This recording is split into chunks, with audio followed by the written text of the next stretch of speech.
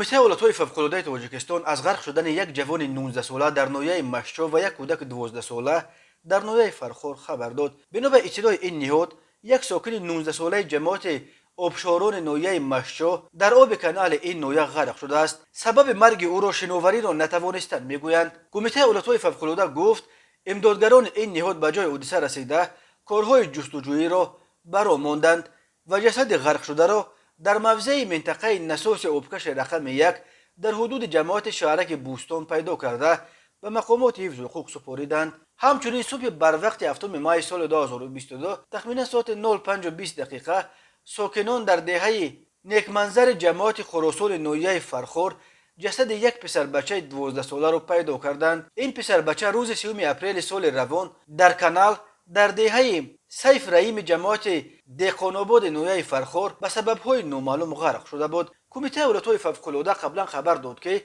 تنها در روز عید رمضان 2 مای سال 2022 دست کم 6 کودک غرق شدند. از این شمار 4 نفر را نجات دادند، ولی یک طفل 10 ساله در باختر و یک کودک 6 ساله در ایسار جان دادند.